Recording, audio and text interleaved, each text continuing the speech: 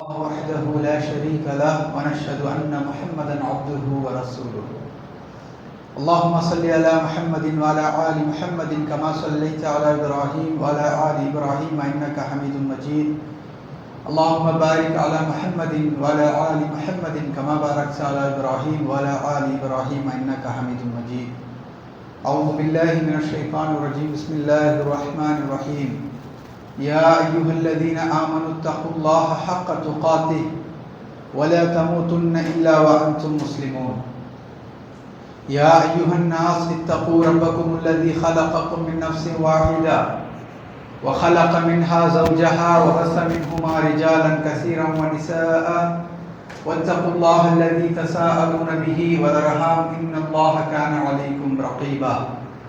يا أيها الذين آمنوا اتقوا الله وقولوا قولا سديدا يصلح لكم أعمالكم ويغفر لكم ذنوبكم ومن يطع الله ورسوله فقد فاز فوزا عظيما. أما بعد فإن أصدق الحديث كتاب الله وخير الهدي هدي محمد صلى الله عليه وسلم وشر الأمور محدثاتها وكل محدثة فإن أصدق الحديث كتاب الله وخير الهدي هدي محمد صلى الله عليه وسلم. எல்லா புகழும் ஏக இறைவனாகிய அல்லாஹ் ஒருவனுக்கே, அவனுடைய சாந்தியும் கருணையும் அகிலங்களின் அருட்கொடை முஹம்மது ஸல்லல்லாஹு அலைஹி வஸல்லம் அவர்கள் மீதும் அவர்களை பின்பற்றிய தோழர்கள், உற்றார் உறவினர்கள், குடும்பத்தார் அனைவரின் மீதும் ஏற்படுத்துமா. அன்பான சகோதரர்களே, பெரியவர்களே, அல்லாஹ்வுடைய மாபெரும் அருளால் நாமெல்லாம் அல்லாஹ் நம் மீது கடமையாக்கிய இந்த ஜுமாவுடைய தொழுகையை நிறைவேற்றுவதற்காக அல்லாஹ்வுடைய வீட்டிலே ஒன்று கூடியிருக்கின்றோம். அல்ஹம்துலில்லாஹ். அன்பான சகோதரர்களே, பெரியவர்களே, அல்லாஹ் சுப்ஹானஹு வ தஆலா மனிதர்களை படைத்திருக்கிறான், தன்னை வணங்குமாறு கட்டளையிட்டிருக்கிறான். அவன் வாழ்வதற்கு தேவையான அனைத்து வாழ்வாதார வசதிகளையும் செய்து தந்திருக்கிறான். எப்படி வாழ வேண்டும் என்கின்ற கோட்பாட்டையும் வரைமுறையும் அவன் வகுத்து கொடுத்திருக்கின்றான். அதே நேரத்தில் அவ்வப்போது மனிதர்களுக்கு அல்லாஹ் சுப்ஹானஹு வ தஆலா சோதனைகளை கொடுத்து கொண்டிருக்கிறான். அந்த சோதனைகளின் மூலமாக மனிதர்கள் படிப்பினை பெற வேண்டும் என்று அல்லாஹ் சுப்ஹானஹு வ தஆலா நாடுகின்றான். அந்த சோதனைகள் பொருள் இழப்புகளாலும் உயிர் இழப்புகளாலும் செல்வத்தின் இழப்புகளாலும் நிகழ்ந்து கொண்டிருக்கின்றன. இப்படி ஒவ்வொரு இழப்புகளை கொண்டும் அல்லாஹ் சுப்ஹானஹு வ தஆலா சோதித்திருக்கிறான். வரலாறு முழுவதும் அல்லாஹ் சுப்ஹானஹு வ தஆலா எண்ணற்ற சமுதாயங்களை சோதித்திருப்பதாக அல்லாஹ் சுப்ஹானஹு வ தஆலா சொல்லியிருக்கிறான். அந்த சோதனைகளை முஸ்லிம்களாகிய நாம் எப்படி பார்க்க வேண்டும், எப்படி அந்த சோதனைகளை எடுத்துக்கொள்ள வேண்டும் என்கின்ற ஒரு தெளிவான பார்வை நம்மிடத்தில் இருக்க வேண்டும். ஏனென்று சொன்னால் அல்லாஹ் சுப்ஹானஹு வ தஆலா இந்த உலகத்திலே எந்த காரியத்தை நிகழ்த்தினாலும் அல்லது இந்த உலகத்திலே எந்த காரியங்கள் நிகழ்ந்தாலும் அது அல்லாஹ்வுடைய நாட்டம் இல்லாமல் நடப்பது இல்லை என்பதனை அல்லாஹ் சுப்ஹானஹு வ தஆலா மிக தெளிவாக அவனுடைய புத்தகம் அல் குர்ஆனிலே சொல்லியிருக்கின்றான். அல்லாஹ் சுப்ஹானஹு வ தஆலா 57வது அத்தியாயத்தினுடைய 22வது வசனத்திலே சொல்லி காட்டும் பொழுது, மா அஸாப மின் முஸீபத்தின் ஃபில் அர்தி வலா ஃபீ அன்ஃபுஸிகும் இல்லா ஃபீ கிதாபின் மின் கப்லி அன் நப்ரஹா இன்ன ஸாலிக அலல்லாஹி யஸீர். அல்லாஹ் சுப்ஹானஹு வ தஆலா சொல்லுகின்றான், எந்த துன்பமும் உங்களுக்கு ஏற்படுகின்ற எந்த துன்பமாக இருந்தாலும் அதனை நாம் கொடுப்பதற்கு முன்னதாக லவ்ஹுல் மஹ்ஃபூல் என்று சொல்லப்படக்கூடிய புத்தகத்திலிருந்தே தவிர பூமியிலோ உங்களிலோ எந்த ஒரு துன்பமும் எந்த ஒரு நிகழ்வும் ஏற்படுவது இல்லை என்பதனை அல்லாஹ் சுப்ஹானஹு வ தஆலா சொல்லி காட்டி, நிச்சயமாக இது அல்லாஹ்வுக்கு மிகவும் எளிதானதாகும். இன்ன ஸாலிக அலல்லாஹி யஸீர். இந்த உலகத்திலே எந்த துன்பம் நிகழ்ந்தாலும் எந்த நிகழ்வுகள் நடைபெற்றாலும் அது அல்லாஹ்வுடைய நாட்டத்தின்படி அல்லாஹ்வுடைய பதிவேடாக இருக்கக்கூடிய லவ்ஹுல் மஹ்ஃபூல் என்று சொல்லப்படக்கூடிய அந்த புத்தகத்தில் இல்லாத எந்த ஒன்றும் இந்த உலகத்தில் நடைபெறுவதில்லை. நடந்த அனைத்தையும் அல்லாஹ் சுப்ஹானஹு வ தஆலா பதிவு செய்து வைத்திருக்கிறான். அவனுடைய நாட்டம் இல்லாமல், அவனுடைய அனுமதி இல்லாமல், அவனுடைய ஞானம் இல்லாமல் எது ஒன்றும் நடக்காது. ஒமா தஸ்குது பி வரக்கத்தின், ஒரு மரத்திலிருந்து ஒரு இலை கூட கீழே விழாது அல்லாஹ்வுடைய நாட்டம் இல்லாமல், அல்லாஹ்வுடைய ஞானம் இல்லாமல். அப்படிப்பட்ட அல்லாஹ் சுப்ஹானஹு வ தஆலா இந்த உலகத்தில் எதை நடத்தினாலும், எந்த ஒரு மனிதனுடைய மௌத்தை அவன் நிர்ணயித்தாலும் அல்லாஹ்வுடைய நாட்டம் இல்லாமல், அல்லாஹ்வுடைய அந்த அல்லாஹ் அவனுக்கு விதித்திருக்கக்கூடிய தவணை இல்லாமல் அது நடக்காது. அல்லாஹ் சுப்ஹானஹு வ தஆலா இதை குறித்து 63வது அத்தியாயத்தினுடைய 11வது வசனத்தில் சொல்லி காட்டும் பொழுது, வலை யுஅக்கிரல்லாஹு நஃப்ஸன் இதா ஜாஅ அஜலுஹா வல்லாஹு கைரும் பிமா தஅமலூன். இன்னும் அல்லாஹ் எந்த ஒரு ஆத்மாவையும் அதனுடைய தவணை வந்துவிட்டால் அதனை பிற்படுத்தவே மாட்டான். அல்லாஹ் எல்லாவற்றையும், நாம் செய்யக்கூடிய எல்லாவற்றையும் அல்லாஹ் நன்கு உணர்ந்தவனாக இருக்கிறான். அப்ப அல்லாஹ் சுப்ஹானஹு வ தஆலா இந்த உலகத்திலே சோதனைகள் நடந்தால், இந்த உலகத்திலே மனிதனுடைய அந்த இழப்புகள் நடந்தால், உயிர் பலிகள் நடந்தால், எல்லாமே அல்லாஹ்வுடைய பதிவு புத்தகத்தில் பதிவாகி இருக்கிறது என்பதனை நாம் முதல் விஷயமாக பதிவு செய்து கொள்ள வேண்டும். இரண்டாவது, இந்த உலகத்தில் எந்த ஒரு உயிர் பிரிந்தாலும், இந்த உலகத்தில் எந்த ஒரு மனிதன் மௌத்தானாலும் அது அல்லாஹ்வுடைய நாட்டப்படி அவனுடைய தவணை வந்ததற்கு பிறகுதான் அவன் மௌத்தாகிறான், அவனுடைய இறப்பு நடக்கின்றது என்பதனை அல்லாஹ் சுப்ஹானஹு வ தஆலா மிக தெளிவாக, அந்த ஆத்மாவினுடைய தவணை வந்துவிட்டால் அல்லாஹ் சுப்ஹானஹு வ தஆலா அதை பிற்படுத்தவே மாட்டான் என்பதனை அல்லாஹ் நன்கறிந்தவனாக இருக்கிறான் என்பதை நாம் தெரிந்து கொள்ள வேண்டும். மேலும் அல்லாஹ் சுப்ஹானஹு வ தஆலா அப்படி மௌத்தான மக்களில் ஒரு சோதனை நிகழ்த்தப்படுகிறது, ஒரு சோதனை இந்த பூமியிலே நிகழ்கிறது, மனிதர்களுடைய உயிரிழப்புகள் அதிகமாக நிகழ்கிறது என்று சொன்னால், அந்த மௌத்தான மனிதர்களை குறித்து அல்லாஹ் சுப்ஹானஹு வ தஆலா எப்படி சொல்கிறாங்க என்று சொன்னால், வஆதைனாஹு ஃபித் துன்யா ஹஸனா வ இன்னஹு ஃபில் ஆখিরা லமினஸ் சாலிஹீன். அந்த மௌத்தான மக்களில் யார் யாரெல்லாம் இந்த உலகத்திலே அழகானதை நாம் கொடுத்து அவர்கள் நிச்சயமாக மறுமைக்கான சாலிஹான நல்லவர்களில் இருப்பார்களோ அவர்கள் மறுமையில் நல்ல ஒரு தரஜாவில் இருப்பார்கள். அந்த சோதனையின் மூலமாக மௌத்தாகிவிட்ட நல்ல மக்கள் அதாவது உருவான அந்த சோதனைகளின் மூலமாக மௌத்தாகிவிட்ட நல்ல மக்களை குறித்து அல்லாஹ் சுப்ஹானஹு வ தஆலா சொல்லக்கூடிய வார்த்தை என்னவென்று சொன்னால், அவர்கள் மறுமையிலே சாலிஹானவர்கள் நல்லவர்களில் அவர்கள் இருப்பார்கள். இந்த உலகத்திலே அவர்களுக்கு அழகானதை நாம் கொடுத்தோம், அதன் மூலமாக அவர்கள் மௌத்தை அடைந்தார்கள். அந்த மௌத் அவர்களை நாளை மறுமையிலே ஒரு நல்ல நிலையிலே அவர்களை வைக்கும். ஆகவே ஒரு சோதனை நிகழ்ந்திருக்கிறது, உயிரிழப்புகள் நிகழ்ந்திருக்கின்றன, ஒரு பூகம்பம் நிகழ்ந்திருக்கிறது, ஒரு வெள்ள பிரளயம் நிகழ்ந்திருக்கிறது, மனிதர்கள் நிறைய பேர் அதை மௌத்தாகி இருக்கிறார்கள் என்று சொன்னால் அது அல்லாஹ்வுடைய நாட்டம் என்பதனை முதலாக நாம் தெரிந்து கொள்ள வேண்டும். இரண்டாவது, அதில் மௌத்தான யாராக இருந்தாலும் அவர்களுடைய உயிர் பிரியக்கூடிய தருணம் அதுதான். அவருடைய தவணை வந்து விட்டது, அல்லாஹ் அந்த தவணையை எந்த காரணத்தை கொண்டு பிற்படுத்த மாட்டான். இது இரண்டாவதாக புரிந்து கொள்ள வேண்டும். மூன்றாவதாக, அப்படி மௌத்தான மக்களில் யாருக்கெல்லாம் அல்லாஹ் சுப்ஹானஹு வ தஆலா அழகான இஸ்லாமிய மார்க்கத்தை கொடுத்திருந்தானோ, யாருக்கெல்லாம் அல்லாஹ் ஈமானை கொடுத்திருந்தானோ, அந்த ஈமானின் மூலம் யாரெல்லாம் நல்ல செயல்களை செய்திருந்தார்களோ, அந்த நடந்த அந்த உயிர் பலிகளில், நடந்த உயிர் இழப்புகளில் அப்படி மௌத்தான மக்கள் அனைவரும் மறுமையிலே ஒரு நல்ல தரஜாவில் இருப்பார்கள் என்கிற மூன்று விஷயங்களை முதலாக நாம் தெரிந்து கொள்ள வேண்டும். அடுத்ததாக அல்லாஹ் சுப்ஹானஹு வ தஆலா அப்படி நடைபெற்ற இது போன்ற சம்பவங்களை, இது போன்ற சோதனைகளை, ஒரு பூகம்பம் நடந்தாலோ, ஒரு வெள்ள பிரளயம் நடந்தாலோ, அல்லது நிலச்சரிவுகள் ஏற்பட்டாலோ, பெரும் பெரும் பேரிடர்கள் ஏற்படும் பொழுது, இயற்கை பேரிடர்கள் ஏற்படும் பொழுது அதை அல்லாஹ் சுப்ஹானஹு வ தஆலா ஏன் ஏற்படுத்துகின்றான் என்கின்ற நியதிகளை நாம் புரிந்து கொள்ள வேண்டும். அல்லாஹ் சுப்ஹானஹு வ தஆலா அப்படிப்பட்ட பேரிடர்களை ஏன் ஏற்படுத்துகின்றான், அந்த நியதியை குறித்து அல்லாஹ் சுப்ஹானஹு வ தஆலா சொல்லும் பொழுது அல்லாஹ் சொல்லுகின்றான், 42வது அத்தியாயத்தினுடைய 30வது வசனத்திலே அல்லாஹ் சொல்லி காட்டுகின்றான், வமா அஸாபகும் மின் முஸீபத்தின் ஃபபிமா கஸபத் ஐதீக்கும் வ யஃபு அன் கஸீர். அல்லாஹ் சொல்லுகின்றான், நீங்கள் துன்பத்தால் எது உங்களை வந்தடைந்தாலும், உங்களுக்கு எந்த துன்பம் வந்தடைந்தாலும், எந்த சோதனைகள், எந்த ஃபித்னாக்கள் உங்களை வந்தடைந்தாலும் அதை குறித்து அல்லாஹ் சொல்லுகின்றான், உங்கள் கரங்கள் சம்பாதித்துக் கொண்ட காரணத்தினால்தான், உங்களுடைய கரங்கள் சம்பாதித்துக் கொண்ட காரணத்தினால்தான் உங்களை இந்த ஃபித்னாக்கள், இந்த சோதனைகள் வந்திருக்கிறது என்பதனை அல்லாஹ் சுப்ஹானஹு வ தஆலா தெளிவாக சொல்லுகின்றான். நமக்கு ஒரு துன்பம் ஏற்பட்டது என்று சொன்னால் அது நான் சம்பாதித்துக் கொண்டது. நமக்கு ஒரு துன்பம் ஏற்பட்டு இருக்கிறது என்று சொன்னால் அந்த துன்பம் வந்ததற்கான முழு முதன்மையான காரணம் என்று இஸ்லாம் சொல்லுவது நாம் செய்த பாவங்களிலாது என்பதை அல்லாஹ் சுப்ஹானஹு வ தஆலா சொல்லி காட்டுகிறார்.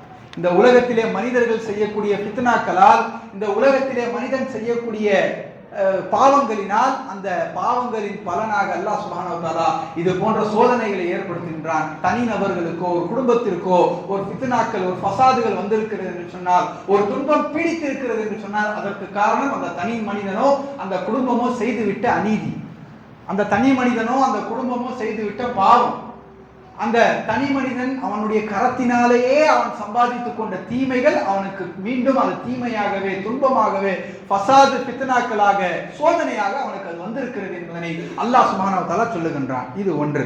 ஆனால் இது போன்ற பெரும் பெரும் இயற்கை பேரிடர்கள், நிலச்சரிவு ஏற்பட்டு மக்கள் கொத்து கொத்தாக உயிரிழப்பது, அதிலே மக்களுடைய அந்த அந்த இறப்பு என்பது பார்ப்பதற்கே பரிதாபமாக இருக்கக்கூடிய நிலையில் அவர்கள் உயிரிழப்பது, அதே போன்று ஒரு ஊரே அழிந்து விடுவது போன்ற நிகழ்வுகளை எல்லாம் அல்லாஹ் சுப்ஹானஹு வ தஆலா ஏன் ஏற்படுத்துகின்றான்? அதன் மூலமாக நம்மிடத்திலே அவன் சொல்லக்கூடிய படிப்பினைகள், அவன் சொல்ல வரக்கூடிய செய்திகள் என்ன என்பதனை குறித்து மார்க்கம் என்ன சொல்லுகிறது என்று சொன்னால், நான் முதலிலேயே சொன்னது போன்று முதலாவது காரணம் அல்லாஹ்வுடைய நாட்டம். இதில் அல்லாஹ்வுடைய நாட்டம், அல்லாஹ்வுடைய அனுமதி இல்லாமல், அல்லாஹ்வுடைய நாட்டம் இல்லாமல் இது நடக்காது. அல்லாஹ் யாரை நாடுகின்றானோ இந்த சோதனைக்குள் அவர்களை உட்படுத்துகின்றான். அல்லாஹ் யாரை நாடுகின்றானோ அவர்கள் மீது இந்த சோதனையை அல்லாஹ் ஏற்படுத்துகின்றான். அல்லாஹ் நாடியவர்களின் மீது, அல்லாஹ் நன்மையை நாடியவர்கள் மீதும் இந்த சோதனையை ஏற்படுத்துவான். அல்லாஹ் தீமையை நாடியவர் மீதும் இந்த சோதனையை ஏற்படுத்துவான். இரண்டாவதாக இது போன்ற விஷயங்கள் ஏன் ஏற்படுகிறது என்று சொன்னால், அல்லாஹ் கொடுத்த அருட்கொடைகளை நிராகரித்ததன் காரணத்தினால் அல்லாஹ் இது போன்ற சோதனைகளை ஏற்படுத்துவான். அல்லாஹ் கொடுத்த அருட்கொடைகளை நாம் நிராகரித்தோம் என்று சொன்னால், அல்லாஹ் நமக்கு அருட்கொடைகளை வழங்கி இருக்கிறான். இஸ்லாம் என்று சொல்லப்படக்கூடிய மிக பிரமாதமான ஒரு அருட்கொடை நமக்கு வழங்கி இருக்கிறான். இந்த உலகத்தை வாழ்வதற்கு தேவையான எல்லா வாழ்வாதார வசதிகளை நமக்கு தந்திருக்கிறான். நல்ல கை கால்களை கொடுத்திருக்கிறான், நல்ல வாழ்க்கை முறையை கொடுத்திருக்கிறான், உண்பதற்கு நல்ல உணவை கொடுத்திருக்கிறான், வாழ்வதற்கு நல்ல வாழ்க்கை நிலையை கொடுத்திருக்கிறான். அதெல்லாம் கொடுத்து அல்லாஹ்வுடைய அந்த அருட்கொடைகளை நாம் நிராகரித்து வாழ்ந்து கொண்டிருக்கிறோம் என்பதனை நாம் மறந்துவிடக்கூடாது. அல்லாஹ் நிறைய நியாமத்துகளை நமக்கு கொடுத்திருக்கிறான். அந்த நியாமத்துகளை நாம் நிராகரிக்கும் பொழுது என்ன அல்லாஹ் எனக்கு கொடுத்துட்டா, எப்ப பார்த்தாலும் ஒரே எனக்கு பிரச்சனையாவே இருக்கு, என்ன அல்லாஹ் எனக்கு பண்ணிட்டா, எப்ப பார்த்தாலும் ஒரே குடும்பத்துல சங்கடங்களாகவே இருக்குது, அல்லாஹ் எனக்கு என்ன பண்ணிட்டான், இப்படி பேசக்கூடிய நிறைய மக்களை நம்ம பார்க்கணும். அல்லாஹ் என்ன பண்ணிட்டா எனக்கு, அல்லாஹ் என்ன கொடுத்துட்டா என்று பேசக்கூடிய நிறைய மக்களை நாம் பார்க்கக்கூடியதாக இருக்கும். அல்லாஹ் நமக்கு என்ன செய்து விட்டான் என்று சொல்வதற்கு அவர்களுக்கு நாவு இருக்கிறது என்பதை மறந்துவிடக் கூடாது. அதை சொல்லும் பொழுது இரண்டு கண்களால் அவர்கள் பார்த்து கொண்டுதான் இருக்கிறார்கள் என்பதை மறந்துவிடக் கூடாது. அவர்கள் அப்படி சொல்வதற்கு தேவையான அறிவை சிந்திப்பதற்கான அந்த சிந்தனையை, அறிவை அல்லாஹ் அவர்களுக்கு கொடுத்திருக்கிறான் என்பதை மறந்துவிடக் கூடாது. இவ்வளவு அருட்கொடைகளை மனிதன் கிடைக்கப்பட்டிருக்கிறான். இவ்வளவு அருட்கொடைகளை மனிதன் கிடைக்கப்பட்ட பிறகும் அந்த அருட்கொடைகளை அந்த அடியான் தன்னுடைய நாவால் நிராகரிக்கிறான். தன்னுடைய நடவடிக்கைகளால் அவன் நிராகரித்ததன் காரணத்தினால் அல்லாஹ் இது போன்ற சோதனைகளை நம் மீது ஏற்படுத்துகின்றான். மூன்றாவதாக மனிதர்கள் செய்யக்கூடிய தீய விளைவுகள், நான் ஏற்கனவே சொன்னது போன்று நம்முடைய கரங்கள் சம்பாதித்தவற்றை நமக்கு அப்படியே திரும்ப நடக்கக்கூடிய விஷயமாக இருக்கிறது. மனிதர்கள் ஏற்படுத்திய, அவர்கள் கரங்களால் செய்துவிட்ட தீமைகள் அவர்களுக்கு இது பதிலடியாக வருகிறது. மனிதர்கள் பூமியிலே குழப்பங்களும், பூமியிலே தீமைகளும், பூமியிலே ஷிர்க்கும் இணை வைப்பும் எங்கு அதிகமாக இருக்கிறதோ அல்லாஹ் இது போன்ற ஒரு நிகழ்வை ஏற்படுத்தி அதை சுற்றி இருக்கக்கூடிய மக்களுக்கு மிகப்பெரிய படிப்பினையாக கொடுக்கிறான் என்பதை நாம் மறந்துவிடக்கூடாது. இது போன்ற நிகழ்வுகள் எல்லாம் நடைபெறுகிறது என்று சொன்னால் நாம் அதை குறித்து என்ன படிப்பினைகளை பெறுகிறோம், எப்படிப்பட்ட ஒரு வாழ்க்கையை வாழ்ந்து கொண்டிருக்கிறோம். இருக்கக்கூடிய 60-70 வயது இந்த ஆண்டு காலத்திலே நமக்குள் எத்தனை போட்டி பொறாமைகளோடு வாழ்ந்து கொண்டிருக்கிறோம். யோசித்து பாருங்கள். எவ்வளவு போட்டி, எவ்வளவு பொறாமை, இதுல எவ்வளவு காழ்ப்புணர்வுகள், ஒருவரை ஒருவர் குறை கூறிக்கொண்டும், புறம் பேசிக்கொண்டும், மோசடி செய்து கொண்டும், நன்றி செலுத்தாமலும், எவ்வளவு சண்டைகள், எவ்வளவு பகைகள், எவ்வளவு போட்டிகளில் இந்த உலகத்திலே நாம் வாழ்ந்து கொண்டிருக்கிறோம். எதுவும் நாம் எடுத்துக்கொண்டு போவதில்லை என்ற அந்த மிகப்பெரிய படிப்பினையை இது போன்ற சம்பவங்கள் நமக்கு தந்துவிட்டு போகின்றன. ஒரே இரவு தான், தூங்கி கொண்டிருந்த ஒரே இரவில் அனைத்தும் அழித்து செல்லப்பட்ட அந்த நிகழ்வை நாம் பார்த்தோமா இல்லையா? எதிர்பார்த்திருப்பார்களா அந்த மக்கள்? அந்த வயநாடு என்று சொல்லப்படக்கூடிய அந்த மாவட்டத்திலே நகர்ந்த அந்த துன்ப நிகழ்வை அந்த மக்கள் எதிர்பார்த்திருப்பார்களா? இரவோடு இரவாக தூங்கி கொண்டிருந்த அந்த நேரத்தில் 3 கிராமங்கள் அடித்து செல்லப்பட்டிருக்கிறது. மொத்தமாக குழந்தைகள், முதியவர்கள், பெண்கள், ஆண்கள் என நிறைய மக்கள் மௌத்தாகி இருக்கிறார்கள். ஒரு 3 கிராமமே அழிந்திருக்கிறது. பெரும் பெரும் பாறாங்கற்கள், பெரும் பெரும் பாறாங்கற்கள் எல்லாம் அப்படியே உருண்டு கிட்டத்தட்ட 7 கிலோமீட்டர் தூரத்திலிருந்து அது வந்து கொண்டிருக்கிறது. அது வந்த வேகத்தில் அப்படியே 3 கிராமங்களை அடித்து சென்றிருக்கிறது. யோசித்திருப்பார்கள் அந்த மக்கள், எப்படிப்பட்ட ஒரு வாழ்க்கையில் வாழ்ந்து கொண்டிருக்கிறோம். யோசித்து பார்க்க வேண்டும். அல்லாஹ் நிறைய அருட்கொடைகளை நமக்கு கொடுத்திருக்கிறான். நாம் அல்லாஹ்வுக்கு அதை நிராகரிக்கக்கூடியவர்களாக வாழ்ந்து கொண்டிருக்கிறோம். 4வதாக நன்றி செலுத்தாமல் வாழக்கூடிய மக்களுக்கு அல்லாஹ் சுப்ஹானஹு வ தஆலா இது போன்ற படிப்பினைகளின் மூலமாக நமக்கு பாடம் புகட்டுகிறான் என்பதை நாம் மறந்துவிடக்கூடாது. இன்று நாம் நன்றி செலுத்தி வாழ்வதே கிடையாது. நம்முடைய வாழ்க்கையில் நன்றி என்பதை இல்லாமல் வாழ்ந்து கொண்டிருக்கிறோம். மனிதர்களுக்கும் நன்றியோடு வாழ்வது கிடையாது. படைத்த ரப்புல் ஆலமீனுக்கும் நம்முடைய வாழ்க்கையிலே நாம் நன்றி செலுத்தாமல் தான் வாழ்ந்து கொண்டிருக்கிறோம் என்பதனை மறந்து விடக்கூடாது. நன்றி செலுத்த வேண்டும். அல்லாஹ் எவ்வளவு நியாமத்துகளை நமக்கு கொடுத்திருக்கிறான் நம்முடைய வாழ்க்கையில். அதை எண்ணி பார்த்தால் எண்ணி முடிக்க முடியுமா? நம்மால் யோசித்து பாருங்கள். கஸா பகுதியிலே ஜும்மா தொழுவதற்கு இடமில்லாமல் இருக்கிறார்கள். இன்று அல்ஹம்துலில்லாஹ் நாம் நம்முடைய பள்ளி வாசலிலே ஏசி போட்டுக்கொண்டு உட்கார்ந்து நல்ல முறையில் ஜும்மா தொழுது கொண்டிருக்கிறோம். இதை விட வேறு என்ன வேண்டும் நன்றி செலுத்துவது?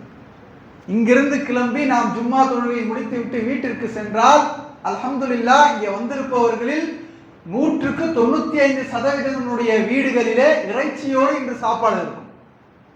இருக்குமா இருக்காதா? நல்ல முறையிலே நம்முடைய வீடுகளிலே இன்று ஜும்மா தொழுது விட்டு வீட்டிற்கு சென்றால் உண்பதற்கு உணவு இருக்கிறது. அதை விட வேறு என்ன வேண்டும் நன்றி செலுத்துவதற்கு? எல்லாவற்றையும் தாண்டி அல்லாஹ் நமக்கு ஈமான் கொடுத்திருக்கிறானே. முஸ்லிம் மட்டும்தான் சொர்க்கத்திற்கு செல்ல முடியும். அல்லாஹ்வை நம்பிக்கை கொண்ட ஒரு மனிதன் மட்டும்தான் நாளை மறுமையிலே வெற்றி பெற முடியும். இந்த 60 முதல் 70 வயது வரை இருக்கக்கூடிய இந்த வாழ்க்கை வீணானது, விளையாட்டானது. மறுமை வாழ்க்கை தான் நிலையானது. அங்கே மவுத் என்பதே கிடையாது. அங்கே கிடையாது. நிரந்தரமான வாழ்க்கை. நரகத்தில் இருப்பவரும் நிரந்தரமான அந்த கொடூரத்தை, அந்த பயங்கரத்தை, அந்த தண்டனைகளை அனுபவித்துக் கொண்டிருக்க வேண்டும். சொர்க்கத்தில் இருப்பவரும் அந்த இன்பத்தை, அந்த பேரின்பத்தை, அந்த அழகான வாழ்க்கை முறையை அனுபவித்துக் கொண்டே இருக்க வேண்டும். அங்கே காலம் கிடையாது, அங்கே நாட்கள் கிடையாது, இது போன்ற கால நிர்ணயங்கள் அங்கே கிடையாது.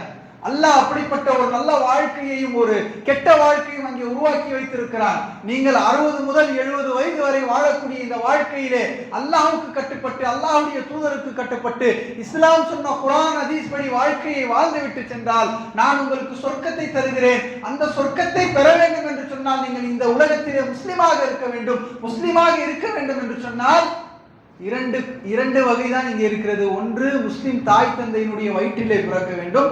இரண்டாவது, முஸ்லிமாக இல்லாதவர் நாம் எதற்காக பிறந்தோம், ஏன் இந்த உலகத்திலே வாழ்ந்து கொண்டிருக்கிறோம் என்று ஆய்வு செய்து இஸ்லாமை ஏற்றுக்கொள்ள வேண்டும். முதல் தரஜாவிலே அல்லாஹ் நம்மை படைத்திருக்கிறான். அதை விட வேறு என்ன வேண்டும்? அல்லாஹ்வுக்கு நன்றி செலுத்துவது இல்லையா? நம்மை போன்ற பலவீனர்கள், நம்மை போன்ற பாவிகள், நம்மை போன்று எதற்கெடுத்தாலும் சந்தேக பார்வையோடு பார்க்கக்கூடியவர்களை அல்லாஹ் முஸ்லிம் அல்லாதவர்களாக படைத்திருந்தால் யோசித்து பாருங்கள். நீங்களும் நானும் இஸ்லாத்தின் பக்கம் வந்திருப்போமா? நீங்களும் நானும் குர்ஆனை எடுத்து படித்திருப்போமா? நீங்களும் நானும் இஸ்லாம் தான் உண்மையான மார்க்கம் என்று யாரோ சொல்லிக் கொண்டிருக்கிறார்களே, சென்று அதை படித்து பார்ப்போம் என்று ஆய்வு செய்திருப்போமா? நம்மால் முடியுமா? இஸ்லாத்தை ஏற்று மௌத்தாகும் பொழுது இஸ்லாத்தோடு மௌத்தாகும், முஸ்லிமாக மௌத்தாகக்கூடிய அந்த நிலையில் நாம் இருந்திருப்போமா? அல்லாஹு ஆலம், அல்லாஹ்வே அறிந்தவனாக இருக்கிறான். ஆனால் இன்று நாம் வாழக்கூடிய இந்த வாழ்க்கை முறை என்ன சொல்லுகிறது என்று சொன்னால், நிச்சயமாக அப்படிப்பட்ட ஒரு பாதையிலே நாம் வாழ்ந்திருக்க மாட்டோம் என்ற யூகத்தில் தான் நம்மை கொண்டு சென்று விடுகிறது. அப்படிப்பட்ட நம்மை அல்லாஹ் முஸ்லிம் தாய் தந்தையினுடைய வயிற்றில் பிறக்க வைத்ததா தானே ஏதோ தெரிந்தோ தெரியாமலோ அறிந்தோ அறியாமலோ பள்ளிவாசலிலே வந்து உட்கார்ந்திருக்கிறோம். இது போன்ற குதுபா உரைகளை கேட்கின்றோம். அப்துல் ரஹ்மான், அப்துல்லா என்று பெயர் வைத்திருக்கிறோம். குறைந்தபட்ச ஆதரவு சொர்க்கத்திலே அல்லாஹ் என்னை அனுப்புவதற்கான குறைந்தபட்ச ஆதரவிலோடு நாம் உட்கார்ந்து கொண்டிருக்கிறோம். இதை விட வேறு என்ன வேண்டும் அல்லாஹ்வுக்கு நன்றி செலுத்துவதற்கு? நன்றி செலுத்தாத மக்கள் எந்த பூமியிலே வாழ்கிறார்களோ, அல்லது நன்றி செலுத்தாமல் வாழக்கூடிய மக்களுக்கு படிப்பினையை தருவதற்கு அல்லாஹ் சுப்ஹானஹு வ தஆலா இது போன்ற நிகழ்வுகளை, இயற்கை பேரிடர்களை நிகழ்த்துவான் என்பதனை அல்லாஹ் சுப்ஹானஹு வ தஆலா புத்தகம் குர்ஆனிலே சொல்லி காட்டுகின்றான். ஹூத் அலைஹிஸ்ஸலாமுடைய அந்த சமுதாயத்தை அல்லாஹ் சுப்ஹானஹு வ தஆலா சோதித்ததை பற்றி சொல்லும் பொழுது அவர்கள் அல்லாஹ்வை புறக்கணித்தார்கள். அல்லாஹ்வை நன்றி செலுத்தாமல் அவர்கள் புறக்கணித்ததன் காரணத்தினால் அவர்கள் மீது ஒரு வெள்ளத்தை அல்லாஹ் அனுப்பி வைத்தான்.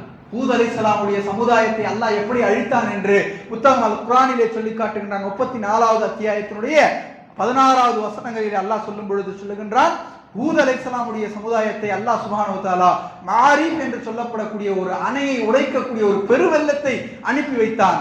அந்த பெருவெள்ளம் என்ன செய்தது என்று சொன்னால் அவர்களுடைய அந்த அந்த ஹூத் அலைஹிஸ்ஸலாமுடைய சமுதாயத்தை அழிக்க சென்றது என்பதை அல்லாஹ் சுப்ஹானஹு வ தஆலா சொல்லி காட்டுகிறான். நிச்சயமாக அல்லாஹ் சுப்ஹானஹு வ தஆலா ஹூத் அலைஹிஸ்ஸலாமுடைய அந்த சமுதாயத்தை அழித்தான் என்பதனை சொல்லும் பொழுது மிக தெளிவாக சொல்லுகின்றான். அந்த அந்த அதனை தம்முடைய பள்ளத்தாக்குகளை முன்னோக்கி வருகின்ற மேகமாக, அதே போன்று அந்த மேகத்தை கொண்டு மழையை கொண்டு அல்லாஹ் சுப்ஹானஹு வ தஆலா அந்த சமூகத்தை அழித்த வரலாறையும் சொல்லி காட்டுகின்றான். மழையை கொண்டும் அவர்களை அழித்தான். அதனுடைய வரலாறை நீண்ட வரலாறாக அல்லாஹ் சொல்லும் பொழுது சொல்லுகின்றான், அதனை தம்முடைய பள்ளத்தாக்குகளை முன்னோக்கி வருகின்ற மேகமாக அவர்கள் கண்டார்கள். கண்டு அவர்கள் சொன்னார்கள், அந்த மேகத்தை கண்டு சொன்னார்கள். மேகங்களை அல்லாஹ் அனுப்பி மழையை பெருமழையை பெய்ய செய்து அல்லாஹ் அவர்களை அழித்தான். அதை பார்த்தார்கள். அந்த மேகத்தை பார்த்து அவர்கள் சொன்னார்கள், அந்த மேகம் என்ன தெரியுமா, எங்களுக்கு பெய்ய வரும், எங்களுக்கு நல்ல மழையை பெய்து தரக்கூடிய மேகம் தான் அது. அந்த மேகம் எங்களுக்கு நல்ல மழையை பெய்ய தரக்கூடிய மேகம் தான் என்று சொன்னார்கள். அப்படி அல்ல, இது நீங்கள் எதற்காக அவசரப்பட்டீர்களோ, அல்லாஹ்வுக்கு நன்றி செலுத்தாமல் எதற்காக அவசரப்பட்டீர்களோ அந்த அந்த ஒரு மேகம், அந்த கொடுங்காற்று, இதில் துன்புறுத்தும் வேதனை இருக்கிறது என்று அல்லாஹ் சொல்லுகின்றான். மேலும் அது தன் இரட்சகனின் கட்டளைப்படி, தன்னுடைய ரப்பினுடைய கட்டளைப்படி எல்லா பொருட்களையும் அது அழித்துவிடும். ஹூத் அலைஹிஸ்ஸலாமுடைய சமுதாயத்தை அந்த கொடுங்காற்றும் அந்த மழை மேகமும் ஒரு கொடுங்காற்றை வீச செய்து எல்லாவற்றையும் அழித்துவிடும். அவர்கள் வசித்திருந்து அழிந்த அவர்களுடைய குடியிருப்புகளை தவிர காணப்படாதவாறு காலையில் அவர்கள் அழிவிற்குள் ஆளாகிவிட்டனர். காலை விழுவதற்குள் அந்த சமுதாயத்தையே அல்லாஹ் சுப்ஹானஹு வ தஆலா அழித்து விட்டார். மலைகளை குடைந்து வீடு கட்டக்கூடிய சமுதாயமாக இருந்தவர்களை அல்லாஹ் அழித்திருக்கிறான். மலைகளை குடைந்து வீடு கட்டக்கூடிய சமுதாயமாக இருந்தவர்களை அல்லாஹ் அழித்திருக்கிறான். கல் மழையை பெய்ய வைத்து அல்லாஹ் அழித்திருக்கிறான். காதுகள் கிழியும் அளவுக்கு ஓசைகளை எழுப்பி அல்லாஹ் அழித்திருக்கிறான். கல் மழையை பொழிவித்து அல்லாஹ் அழித்திருக்கிறான். கொடும் காற்று, யோசித்தே பார்க்க முடியாத அளவுக்கு காற்றுகளை அனுப்பி அல்லாஹ் அழித்திருக்கிறான் சமுதாயங்களை. ஏன் என்று சொன்னால் அவர்கள் நன்றி செலுத்தவில்லை. அல்லாஹ் அவர்களுக்கு கொடுத்த அருட்கொடைகளை அவர்கள் மாறு செய்தார்கள், நிராகரித்தார்கள். தொடர்ந்து தீமைகளை செய்து கொண்டே இருந்தார்கள். ஆக அன்பான சகோதரர்களே, பெரியவர்களே, இது போன்ற நிகழ்வுகள் நம்மை சுற்றி நடக்கிறது என்று சொன்னால் அல்லாஹ் சுப்ஹானஹு வ தஆலா ஒரு எச்சரிக்கை மணியை அடிக்கின்றான். ஒரு எச்சரிக்கை மணியை நமக்கு அடித்துக் கொண்டிருக்கிறான். உலகம் என்று ஓடிக்கொண்டே இருக்கிறோம். பணத்தின் பின்னால் நாம் அலைந்து கொண்டே இருக்கிறோம். ஒருவரை ஒருவர் முந்தி வாழ வேண்டும், ஒருவரை ஒருவர் சிறப்பாக வாழ வேண்டும் என்கின்ற அந்த வாழ்க்கையின் முறையின் மீது நாம் திசை திருப்பப்பட்டு கொண்டே இருக்கிறோம். அதை நோக்கி நீ ஓடாதே, நான் இருக்கிறேன் என்பதனை அல்லாஹ் காட்டுவதற்கான ஒரு ஓசை மணி என்பதனை இதை புரிந்து கொள்ள வேண்டும். நான் ஒருவன் இருக்கிறேன், என்னை நீ வணங்க வேண்டும், எனக்கு நீ நன்றி செலுத்த வேண்டும், உனக்கு தந்த இந்த வாழ்க்கை நீ நல்ல முறையை பேணி வாழ வேண்டும் என்று அல்லாஹ் சுப்ஹானஹு வ தஆலா தரக்கூடிய மிகப்பெரிய எச்சரிக்கை மணிதான் இது போன்ற இயற்கை பேரிடர்கள் என்பதை நாம் மறந்துவிடக்கூடாது. அல்லாஹ் இதன் மூலம் நாம் படிப்பினை பெற வேண்டும் என்பதனை அல்லாஹ் சுப்ஹானஹு வ தஆலா சொல்லி காட்டுகின்றான். மேலும் அல்லாஹ் சுப்ஹானஹு வ தஆலா இது போன்ற விஷயங்களை குறித்து சொல்லும் பொழுது அல்லாஹ் சொல்லுகின்றான், இது போன்ற நிலையை அல்லாஹ் 6 மாதத்திற்கு ஒரு முறையோ அல்லது வருடத்திற்கு ஒரு முறையோ அல்லாஹ் ஏற்படுத்துவான். 6 மாதங்களுக்கு ஒரு முறையோ ஒரு வருடத்திற்கு ஒரு முறையோ இது போன்ற இயற்கை பேரிடர்களை ஏற்படுத்தி அல்லாஹ் மனிதர்களை எச்சரிக்கின்றான். அங்கு நடந்தது இங்கு நடப்பதற்கு எவ்வளவு நேரம் அல்லாஹ்வுக்கு ஆகும். ஆக அன்பான சகோதரர்களே, பெரியவர்களே, நாமெல்லாம் அல்லாஹ்வை நோக்கி திரும்பக்கூடிய, அல்லாஹ்வின் பக்கம் திரும்பக்கூடிய, அல்லாஹ்வுக்கு நன்றி செலுத்தக்கூடிய அடியார்களாக மாற வேண்டும். அல்லாஹ்வுடைய தூதர் ஸல்லல்லாஹு அலைஹி வஸல்லம் அவர்கள் தங்களுடைய காலத்தில் மழை பெய்தாலே அல்லது காற்று கொஞ்சம் வேகமாக அடித்து விட்டாலே அல்லது மேகத்தை பார்த்தாலே அல்லாஹ்வுடைய தூதருடைய முகங்கள் மாறிவிடும். அல்லாஹ்வுடைய தூதருடைய முகம் சிவந்து விடும். ஆயிஷா ரலியல்லாஹு அன்ஹா அவர்கள் கேட்பார்கள், அல்லாஹ்வுடைய தூதரே, இது மழை பெய்து நம்மை மகிழ்ச்சியாக்கக்கூடிய மழைதான் என்று சஹாபாக்கள் எல்லாம் அந்த மேகத்தை பார்த்து, அந்த காற்றை பார்த்து, அந்த மழையை பார்த்து சந்தோஷம் அடைகிறார்கள். நீங்கள் ஏன் மழை மேகங்களை பார்த்தால், வேகமாக காற்று வீசிவிட்டால் அல்லது மழை பெய்து விட்டால் நீங்கள் ஏன் நடுநடுங்கி விடுகிறீர்கள்? உங்கள் முகம் ஏன் மாறி விடுகிறது? நீங்கள் ஏன் துன்பத்திற்கு உள்ளாகிறீர்கள் என்று ஆயிஷா ரலியல்லாஹு அன்ஹா அவர்கள் கேட்கும் பொழுது அல்லாஹ்வுடைய தூதர் ஸல்லல்லாஹு அலைஹி வஸல்லம் அவர்கள் சொன்னார்கள், இது எங்கே தண்டனை தரக்கூடிய மேகமாக இருந்து விடுமோ என்று நான் அஞ்சுகின்றேன். இது எங்கே அழிக்கக்கூடிய காற்றாக, அழிக்கக்கூடிய மழையாக இருந்து விடுமோ என்று நான் அஞ்சுகின்றேன் என்று அல்லாஹ்வுடைய தூதர் ஸல்லல்லாஹு அலைஹி வஸல்லம் அவர்கள் சொன்ன ஹதீஸை நம்மால் பார்க்க முடிகிறது. அப்படியான மேகங்களை காக்கும் பொழுது ஒரு விதமான கலக்கத்தை தம்முடைய முகத்தில் தென்பட காண்கிறேன் என்று ஆயிஷா ரலியல்லாஹு அன்ஹா அவர்கள் கேட்கும் பொழுது அல்லாஹ்வுடைய தூதர் ஸல்லல்லாஹு அலைஹி வஸல்லம் அவர்கள், ஆயிஷா, அதில் இறைவனின் வேதனை இருக்கலாம் என்று நான் அஞ்சுகின்றேன். அதனால் என்னால் எப்படி கலக்கமடையாமல் இருக்க முடியும்?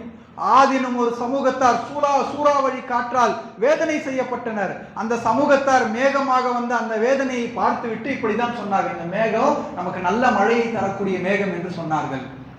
அப்படி இதை நாம் சொல்லிவிடக் கூடாது என்று அல்லாஹ்வுடைய தூதர், அந்த மழை நல்ல மழைதான், அந்த மேகம் கொஞ்ச நேரத்திற்கு வந்திருக்கக்கூடிய மேகம் தான் என்று தெரிந்ததற்கு பின்னால் தான் அவர்கள் ஆசுவாசம் அடைவார்கள் என்ற வரலாறுகளை ஹதீஸின் மூலமாக நாம் காண்கின்றோம். அப்ப அப்படிப்பட்ட அல்லாஹ்வுடைய தூதர் ஸல்லல்லாஹு அலைஹி வஸல்லம் அவர்கள் மழை பெய்தாலோ, மேகங்கள் வந்தாலோ, காற்று வீசினாலோ, எங்கே அல்லாஹ்வுடைய தண்டனை வந்து விடுகிறதோ என்று அஞ்சுவார்கள். பள்ளிவாசலுக்கு ஓடுவார்கள், 2 ரக்காத்துகளை தொழுவார்கள், எல்லா இடத்திலே கையேந்துவார்கள். ஆனால் இன்று வாழக்கூடிய நாம் நிறைய மேகங்களை அவ்வப்போது காண்கின்றோம். மழைகள் பெய்வதை தொடர்ந்து நாம் கண்காணிக்கின்றோம். காற்றுகள் அடிப்பதை பார்க்கிறோம், அல்லது நம்மை சுற்றி நிறைய இயற்கை பேரிடர்கள் நடைபெறுவதை பார்த்து கொண்டிருக்கிறோம். அன்றாடம் தொலைக்காட்சி வாயிலாக, போன் வழியாக கேட்டுக்கொண்டிருக்கிறோம். அதை பார்த்து நாம் எல்லாம் பரிதாபப்படுகிறோம். ஆனால் அல்லாஹ்வின் பக்கம் திரும்புவதில்லை. இதை கொண்டு அல்லாஹ் என்ன நாடுகிறான், இதை கொண்டு அல்லாஹ் என்ன படிப்பினை தருவதற்கு நாடுகிறான் என்பதை சிந்தித்து அல்லாஹ்வின் பக்கம் திரும்பாமல் இருந்து கொண்டிருக்கிறோம். ஆக அன்பான சகோதரர்களே, பெரியவர்களே, அல்லாஹ் நிறைய அருட்கொடைகளை நமக்கு வழங்கி இருக்கிறான். அதை அனுபவிக்கக்கூடிய நாம் அல்லாஹ்வுக்கு நன்றி செலுத்தக்கூடியவர்களாக மாற வேண்டும். தொழாதவர்கள் தொழுகையின் பக்கம் திரும்ப வேண்டும். வட்டியில் இருப்பவர்கள் வட்டியை விட்டு நல்ல ஹலாலான வாழ்க்கையை, ஹலாலான வருமானத்திலே வாழக்கூடியதற்கு ஏற்பாடு செய்ய வேண்டும். குடும்பத்திலே இஸ்லாமை பின்பற்றாதவர்கள் இஸ்லாமை பின்பற்றுவதற்கு முயற்சி செய்ய வேண்டும். பிள்ளைகளை இஸ்லாமிய வார்ப்பில் வளர்க்காதவர்கள் அவர்களை இஸ்லாமிய வார்ப்பில் வளர்ப்பதற்கு ஏற்பாடுகளை செய்ய வேண்டும். இது போன்ற விஷயங்களை செய்து அல்லாஹ்வின் பக்கம் திரும்பக்கூடிய நல்ல மக்களாக நாம் மாற வேண்டும் என்பதற்காகத்தான் இது போன்ற படிப்பினைகளை, பாடங்களை அல்லாஹ் சுப்ஹானஹு வ தஆலா மீண்டும் மீண்டும் நிகழ்த்தி கொண்டே இருக்கிறான். அதனுடைய படிப்பினைகளை பெற்று நாம் மாறி மற்றவர்களை மாற்றக்கூடிய நல்ல மக்களாக அல்லாஹ் சுப்ஹானஹு வ தஆலா எங்களையும் உங்களையும் உலக முஸ்லிம்களையும் ஆக்கி அருள் புரிவானாக. வாஹிரு தஅவானா அல்ஹம்துலில்லாஹி ரப்பில் ஆலமீன்.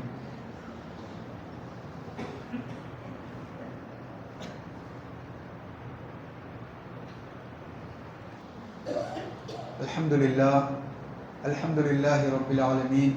ஸலாத்து வஸ்ஸலாம் அலா சய்யிதினா ஹபீபினா முஹம்மது வ அலா ஆலிஹி வ ஸஹ்பிஹி அஜ்மஈன். அன்பான சகோதரர்களே, பெரியவர்களே, கேரளா மாநிலம் வயநாடு என்கின்ற இந்த பகுதியிலே ஏற்பட்ட நிலச்சரிவு காரணமாக மழை அதிகமாக பெய்து அதனால் ஏற்பட்ட நிலச்சரிவு வெள்ளத்தின் காரணமாக கிட்டத்தட்ட 300க்கும் மேற்பட்ட மக்கள் மௌத்தாகி இருக்கிறார்கள் என்ற செய்தி எல்லாம் வந்து கொண்டிருக்கிறது. இன்னும் அதிகமான மக்கள் காணாமல் போயிருக்கிறார்கள், இன்னும் தேடிக்கொண்டிருக்கிறார்கள். நிறைய மக்கள் வாழ்வாதாரத்தை இழந்து, குடும்பத்தை இழந்து, தங்களுடைய ஒட்டுமொத்த வாழ்க்கையும் இழந்து அங்கே நின்று கொண்டிருக்கிறார்கள். நிறைய குழந்தைகள் மௌத்தாகி இருக்கிறார்கள், பெரியவர்கள் மௌத்தாகி இருக்கிறார்கள். நிறைய அங்கே இடர்பாடுகள் நிகழ்ந்து இருக்கின்றன. அதையெல்லாம் நாம் பார்த்து கொண்டும் கேட்டுக்கொண்டும் இருக்கிறோம். நாம் செய்யக்கூடியது அவர்களுக்காக 3 விஷயங்கள். அவர்களுக்கு நாம் செய்ய வேண்டிய 3 விஷயங்கள். முதல் விஷயம், அல்லாஹ் அவர்களை அப்படி சோதித்திருக்கிறார். அந்த சோதனைகளின் மூலமாக நாம் படிப்பினை பெற்றுக்கொள்ள வேண்டும். அந்த சோதனையின் மூலமாக நம்மை மாற்றிக்கொள்வதற்கு நாம் தயாராக வேண்டும். இது ஒன்று. இரண்டாவது, அந்த மக்களுக்காக நாம் துஆ செய்ய வேண்டும். அந்த மக்களுடைய அபயத்திற்காகவும், அந்த மக்களுடைய அமைதிக்காகவும், அந்த மக்களில் யாரெல்லாம் வஃபாத்தாகினார்களோ, யாரெல்லாம் முஸ்லிம்களாக இருந்து அதிலே மௌத்தாகினார்களோ, அவருடைய அந்த மௌத்தை ஷஹீதுடைய மௌத்தாக யாரெல்லாம் நீ அங்கீகரிப்பாயாக. அதிலே அந்த குடும்பத்தை இழந்து வாழக்கூடிய மக்களுக்கு நீ அமைதியையும் பொறுமையும் தருவாயாக. அதே போன்று அங்கே இருக்கக்கூடிய மக்களுக்கு நிம்மதியை நீ வழங்கு என்று அல்லாஹ்விடத்தில் நாம் அவர்களுக்காக துஆ செய்ய வேண்டும். 2. மூன்றாவதாக, அந்த மக்கள் நிறைய பொருளாதாரங்களை இழந்திருக்கிறார்கள். அங்கே நிறைய நிவாரண உதவிகள் அங்கே தேவைப்படுகின்றன. அங்கே நிறைய பொருளாதார இழப்புகள் ஏற்பட்டிருக்கிறது. ஆக நம்மால் முடிந்த பொருளாதாரங்களை அந்த மக்களுக்கு வாரி வழங்க வேண்டும். யாரெல்லாம் கஷ்டப்படுகிறார்களோ, யாரெல்லாம் நிர்கதியில் இருக்கிறார்களோ, அவர்களுக்கு இஸ்லாம் மிக தேவைப்படக்கூடியவர்களாக இருக்கக்கூடியவர்களை அரவணைக்க சொல்லுகிறது மார்க்கம். அவர்களுக்கு தேவையான எல்லா விதமான பொருளாதாரங்களையும் கொடுக்க சொல்லுகிறது மார்க்கம். அல்லாஹ்வுடைய தூதர் ஸல்லல்லாஹு அலைஹி வஸல்லம் அவருடைய காலத்தில் நிர்கதியாக யாராவது வந்துவிட்டால், ஏதாவது ஒரு கூட்டம் வந்துவிட்டால், உடனடியாக அல்லாஹ்வுடைய தூதருடைய முகம் சிவந்து விடும். உடனடியாக ஏலான் செய்வார்கள், அந்த மக்களுக்கு ஏதாவது நீங்கள் உதவி செய்யுங்கள், அந்த மக்களுக்கு இருப்பிடத்தை அழியுங்கள், அந்த மக்களுக்கு வாழ்வாதாரத்தை அழியுங்கள், அந்த மக்களுக்கு தேவையான நிவாரணங்களை வழங்குங்கள் என்று அல்லாஹ்வுடைய தூதர் ஸல்லல்லாஹு அலைஹி வஸல்லம் அவர்கள் ஏலான் செய்து அவர்களுக்கு உதவுவார்கள். நம்முடைய அண்டை மாநிலமாக இருக்கக்கூடிய அந்த மக்களில் நிறைய முஸ்லிம் மக்கள் இருக்கிறார்கள், முஸ்லிம் அல்லாத மக்கள் இருக்கிறார்கள். இந்த நிலையில் மனிதநேயத்தோடு நம்மால் முடிந்த பொருளாதாரங்களை அவர்களுக்கு வாரி வழங்கி அதன் மூலம் அவர்களுக்கு நிவாரணம் தர வேண்டும். பிறர் நலம் நாடுவதுதான் இஸ்லாம். யார் ஒரு சகோதரருடைய தேவையை பூர்த்தி செய்கிறாரோ அவருடைய தேவையை அல்லாஹ் நிச்சயமாக பூர்த்தி செய்வான். கஷ்டத்தில் இருக்கக்கூடியவரை காப்பாற்றக்கூடியவரை நாம் கஷ்டத்தில் இருக்கும்போது அல்லாஹ் நமக்கு காப்பாற்றுவான். இந்த சதக்காக்கள் எல்லாம் நாளை மறுமையிலே நமக்கு மிகச்சிறந்த நன்மைகளாக வந்து நிற்கும். நம்முடைய குடும்பத்திலே அது பிரதிபலிக்கும் என்பதை நாம் மறந்து விடாமல் அவர்களுக்கு தேவையான ஒட்டுமொத்த உதவிகளையும் செய்ய வேண்டும். நம்மாலான பொருளாதாரங்களை அவர்களுக்கு தர வேண்டும். அந்த அடிப்படையில் நம்முடைய பள்ளிவாசல் சார்பாக வெளியே மக்கள் இருக்கிறார்கள். இந்த ஜும்மாவுடைய வசூல் இன்ஷா அல்லாஹ் இன்று அந்த கேரள வயநாடு மாநிலத்தினுடைய அந்த நிவாரணத்திற்காக எடுக்கப்படுகிறது.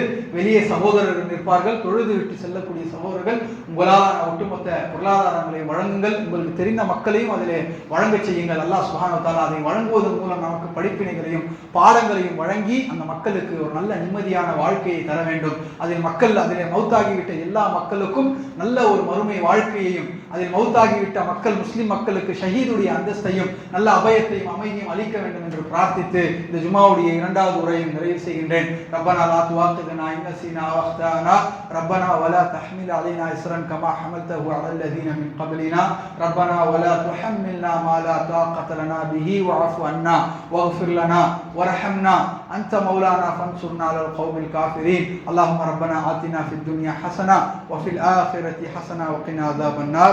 سبحان ربك رب العزة عما يصفون وسلام على المرسلين والحمد لله رب العالمين.